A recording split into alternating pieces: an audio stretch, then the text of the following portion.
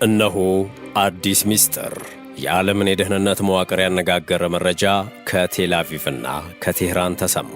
እስራኤል ለዘመናት የደህንነቴና የህልውናዬ መከታ ነው የምትለው ድንቅነቱ የሚነገርለት ሞሳድ ዛሬ በታሪኩ አይቶት በማያውቅ መበታተንና የውስጥ ሽኩቻ ውስጥ ወድቋል።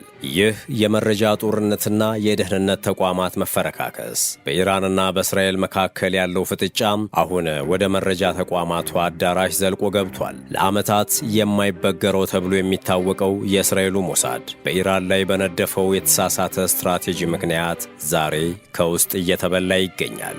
አዲሱ የሞሳድ ዳይሬክተር መንበራቸውን እንደያዙ የወሰዱት እርምጃ ብዙዎችን ክፉኛ አስደንግጧል። Israel's Mossad is reportedly reorganizing its top ranks after a controversial plan to help oust Iran's regime failed to produce the expected result. Israeli Channel 12 በመካከለኛው ምስራቅ ለብዙ አስርት ዓመታት እንደማይደፈር ግዙፍ ተራራ ሲታይ የነበረው የእስራኤል የውጭ ስለላ ተቋም ሞሳድ ዛሬ ታሪክ በማይረሳው ከፍተኛ ቀውስ ውስጥ ይገኛል መባሉ የዓለምን ዓይንና ጆሮ ስቧል።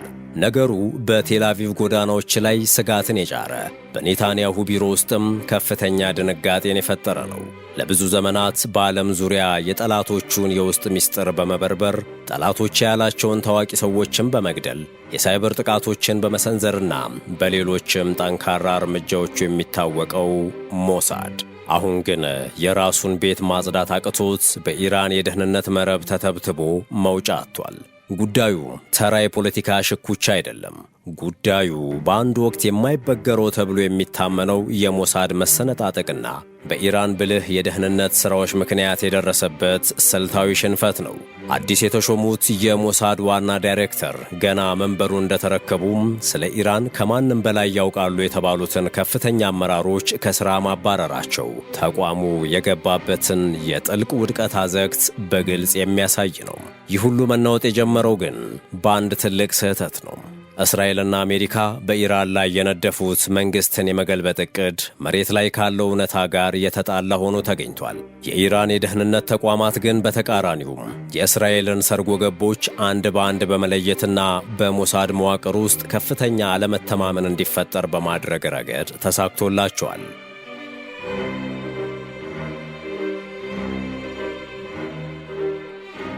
ሰላምና ጤና የምንመኝላችሁ የመሿለኪያ ቤተሰቦች እንዴት አላችሁ? በዚህ መሰናዷችን ሞሳድን ያፍረከረከውንና የኢራን የደህንነት ባለስልጣናት ተሳክቶላቸዋል ያስባለውን አስገራሚ መረጃ ጉዳይ እንመለከታለን። በኢራን ላይ ያነጣጠረውና አሜሪካን ጭምር ተስፋ አስቆርጦ ለሽንፈት የዳረገው የሞሳድ የመንግስት ግልበጣ ዕቅድ ለምን ከሸፈ? ለሽንፈቱ ተጠያቂ ተደርገው በሳምንታቱ ውስጥ የተባረሩት ጉምቱ ባለስልጣናትስ እነማን ናቸው? ነገሩ የሞሳድ ወርቃማ ዘመን ማብቂያ ወይንስ የኢራን የደህንነት የበላይነት? የሚሉትንና ሌሎችንም ወሳኝ መረጃዎችን እናጋራችኋለን። እስከ መጨረሻው አብራችሁን ዝለቁ።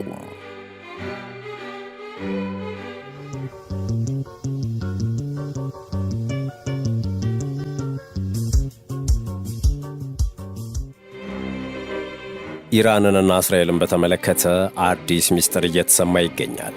የኢራን ደህንነቶች እስራኤል መመኪያዬ ነው የምትለው ሞሳድን ማፈራረስ ጀመሩ ተብሏል። የደህንነት መስሪያ ቤቱ ዋና ዳይሬክተር በናታንያሁ ባለመታመኑ ከሥራው ሲባረር፣ እርሱን የተኩት አዲሱ ኃላፊ ደግሞ ቁንጮ የሚባሉትን ኃላፊዎች እያባረሩ ይገኛሉ። ይህ መበጣበጥና መበቃቀል ደግሞ ጠንካራ ይባል የነበረውን የደህንነት ተቋም እግሩን ሽባ እጁን የሰለለ እንደሚያደርገው ሳይታለም የተፈታ ነው። A shocking purge has rocked Israeli intelligence agency Mossad. The Mossad is facing a dramatic internal shakeup in the aftermath of the Iran war, where Israel and the US failed to topple the regime. በወታደራዊ ውጊያ ደማቅ ድል ያገኘችው ኢራን አሁን ደግሞ የደህንነት ድሎቿ ይፋ እየሆኑ ይገኛሉ።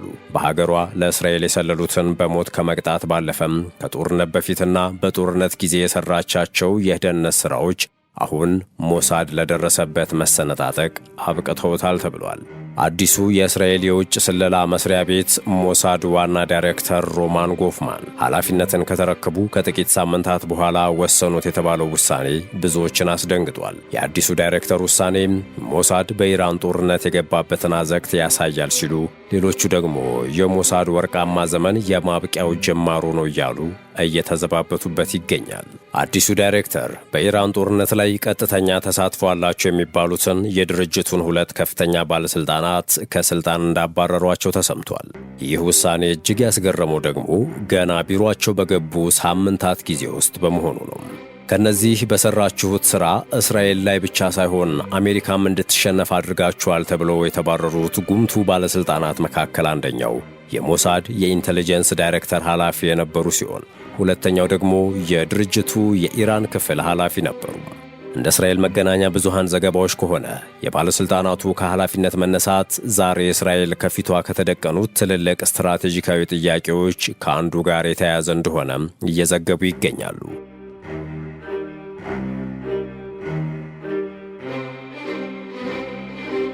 የኢራንን እስላማዊ ሪፐብሊክ ለመጣል የተነደፈው ዕቅድ ከተጠበቀው ውጤት ሳይደርስ ለምን ከሸፈ የሚለው መሠረታዊ ጥያቄ የእስራኤልን ፖለቲካዊ፣ ወታደራዊና የደህንነት መስሪያ ቤቶችን ከላይ እስከታች እንደ እርጎ እየናጣቸው ይገኛል። አዲሱ የሞሳድ ኃላፊስ በእንደዚህ ያለ ወሳኝ ወቅት እኚህ ለረጅም ዓመታት በድርጅቱ ኃላፊነት ላይ የሰሩትንና ብዙ መረጃና ልምድ ያላቸውን ሲኒየር ኃላፊዎችን ለማባረር ደፈሩ የሚለው ጉዳዩ እረፍት እንደሌለው ለትንተና አጋልጦታል። አዲሱ የሞሳድ ዋና ኃላፊ ሮማን ጎፍማን የቀድሞውን ኃላፊ ዴቪድ ባርኒያን በመተካት እስራኤል በኢራን የመልሶ ማጥቃት ከተሸነፈች በኋላ በሰኔ 2026 የሞሳድ ዳይሬክተር በመሆን የተሾሙ ነበሩ። እንደተባለው ከሆነም የእርሳቸው መምጣት በራሱ በአመራሩ ላይ ለውጥ መደረጉንና አዲስ አሰራር እንዳለ አመላካች ነበር። እንደ እስራኤል መገናኛ ብዙሃን ዘገባዎች ከሆነ ደግሞ ጎፍማን ኃላፊነቱን ከተረከቡ ከተወሰነ ጊዜ በኋላ የተቋሙን አደረጃጀት እንደ አዲስ ፈተው የማዋቀር ሥራ እየሰሩ እንደሆነም እየተነገረ ይገኛል። የሁለቱ ባለስልጣናት ማንነት እስካሁን በግልጽ ለሕዝብ ይፋ ባይደረግም በወታደራዊ ስትራቴጂካዊ መልሶ ማጥቃቶቿ ሞሳድን ያብረከረከችው ኢራን ደህንነቶች በአንጻሩ እነኚህን በአዲሱ ዳይሬክተር ተወገዱ የተባሉ የሞሳድ አመራሮችን አብጠርጥሬ ነው የማውቃቸው ትላለች።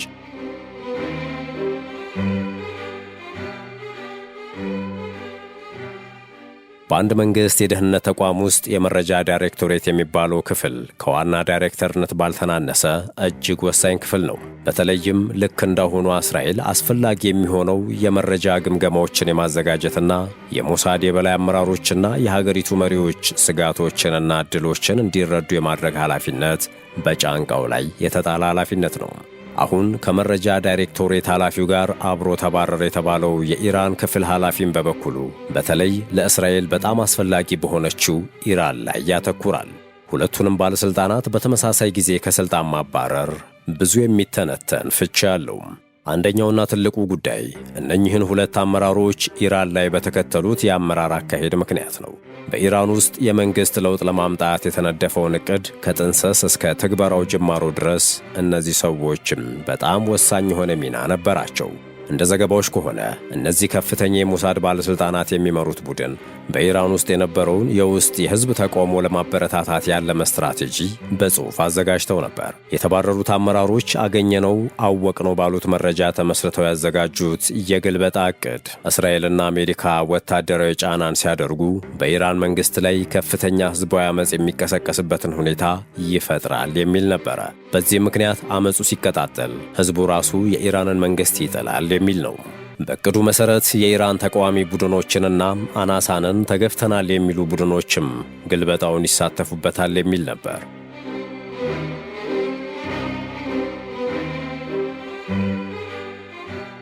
አሁን ያለው የኢራን አመራር ከስልጣን ከተወገደ በኋላ ሊከሰቱ ስለሚችሉ ሁኔታዎችም ትንባያዎችን ይዞ የተዘጋጀው ዕቅዱ አንዳንድ ዘገባዎችም በእስራኤልና በአሜሪካ የአየር ድጋፍ ታጅበው ወደ ቴህራን የሚንቀሳቀሱ ኃይሎችንም የሚያካትት ነበር ይላሉ። ነገር ግን መጀመሪያ ሰሞን ባገኘችው ጊዜያዊ ድል የተኩራራቸው እስራኤል የኢራንን ትክክለኛ ወታደራዊ አቅም መረዳት ባለመቻላቸው ያዘጋጁት ዕቅድ ቀን ቀንን በተካ ቁጥር እየፈረሰና እስራኤልም ሆነ አሜሪካ ለሽንፈት እየተዳረጉ ሆነ። ውሎ ሲያድርም ጦርነቱ በኢራን አሸናፊነት መጠናቀቁ ሲታወቅ በሞሳድ ቤት መሬት አርድ አንቀጥቅጥ ጭቅጭቅና ንትርክ መፈጠር ጀመረ። ድሮ የኢራን ባለስልጣናትን እየመራ ያስገደለው ሞሳድ የራሱ ባለስልጣናት በመወቃቀስ ለመገዳደል የሚፈልጉ ሆኑ። ይህ የቢሮ ውስጥ ጦርነት አምልጦ ወደ ሚዲያ ከመውጣቱ በፊት ጠቅላይ ሚኒስትር ቤንያሚን ኔታንያሁ ጣልቃ ገቡበትና የቀድሞውን ዋና ዳይሬክተር ሽረው ሮማን ጎፍማንን ሾሙ።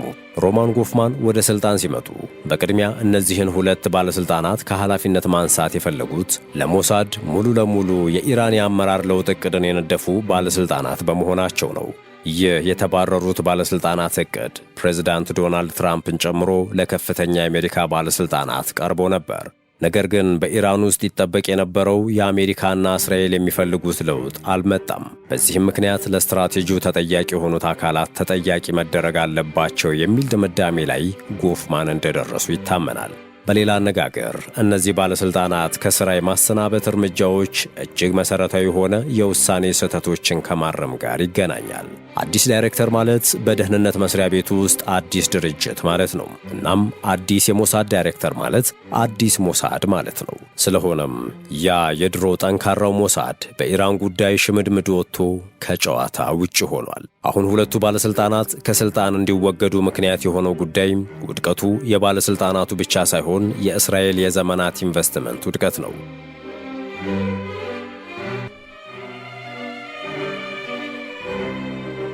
ለዓመታት ሞሳድ በኢራን የኒውክሌር ፕሮግራም፣ በወታደራዊ አቅሟ፣ በሚሳኤል ሥርዓቶቿና በከፍተኛ አመራሮቿ ላይ ከፍተኛ ትኩረት ሲያደርግ ቆይቷል። እነኚህን ጉዳዮች በሚገባ ለማግኘት ደግሞ እስራኤል በኢራን ውስጥ የስለላ መረቦችን ለመዘርጋት ከፍተኛ ሀብት አፍስሳለች። ነገር ግን መረጃን መሰብሰብና ፖለቲካዊ ለውጥ መፍጠር ፈጽሞ የተለያዩ ነገሮች እንደነበረም የሞሳድ አመራሮች አልተረዱትም ነበር። ወታደራዊ ኢላማዎችን መለየት አንድ ነገር ሲሆን፣ በሚሊዮን የሚቆጠሩ ሰዎች በመንግሥታቸው ላይ ይነሱ እንደሆነ አስቀድሞ መገመት ደግሞ ሌላ ነገር ነበረ። ይህንን ስህተት የተረዱት ሞሳዶች ለእስራኤል መንግሥት፣ የእስራኤል መንግሥት ደግሞ ለአሜሪካ በሰጠው መረጃ ውረድ እንውረድ ብለው በምድረ ፋርስ ዘመቱ። እናም ይህ መሬት ላይ ያለና ወረቀት ላይ ያለ የመረጃ ልዩነት የዚህ ውዝግብ ዋና ነጥብ ሊሆን ቻለ። የመረጃ አተናተን ጉዳይ አንድ የመረጃና የስለላ ድርጅት ውስጥ እጅግ መሠረታዊ ጉዳይ ነው። እስራኤልን ደጋግሞ በመረጃ ትንተናው ጥራት ሲያተርፋት የነበረው ሞሳድ በኢራን ብልህና አገር ወዳድ አመራሮችና የደህንነት ሠራተኞች ብርታት ዳግም ላያንሰራራ ተፍረክርኳል። ይህ ማለት መንግሥት በአንድ ጊዜ ይወድቃል ማለት ባይሆንም መጨረሻው ግን ያንን ያሳያል።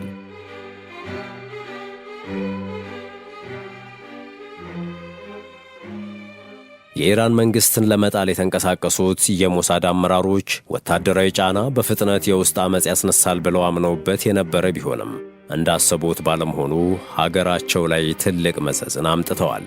ስለሆነም እነዚህን የስለላ መስሪያ ቤቱን ሠራተኞች ከሥራ የማሰናበት እርምጃዎች የሞሳድ ዳይሬክተር ኃላፊነት እንደመሆኑ መጠን የአዲሱ ዳይሬክተር ሮማን ጎፍማን የመጀመሪያው ትልቅ ስትራቴጂካዊ መገለጫ ሊሆኑ ችሏል።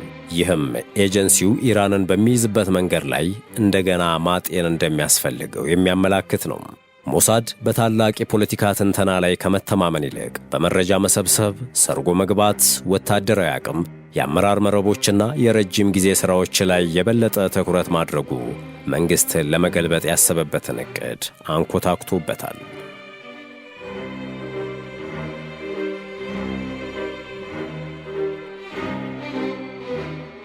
ውድ የቻናላችን ቤተሰቦች በሞሳድ ቤት እየተካሄደ ያለውን ምስቅልቅልና በኢራን የተገኘውን ድል በተመለከተ ያዘጋጀንላችሁ መሰናዶ የተከታተላችሁትን ይመስል ነበር። እናንተስ እዚህ ላይ ምን አስተያየት አላችሁ? የአዲሱ ዳይሬክተር እርምጃ ሞሳድን የማዳን ተግባር ወይንስ ድርጅቱ እንዳበቃለት ማሳያ? ሐሳባችሁን በኮመንት መስጫው ላይ አጋሩን። ቪዲዮውን ላይክ እንድታደርጉና ለቻናሉ አዲስ የሆናችሁ ደግሞ ሰብስክራይብ በማድረግ አዳዲስ ተረኮችን ስንለቅ በቅድሚያ እንዲደርሷችሁ ማድረግ እንደምትችሉ በማስታወስ ተሰናበትን። ሰናይ ጊዜ በያላችሁበት።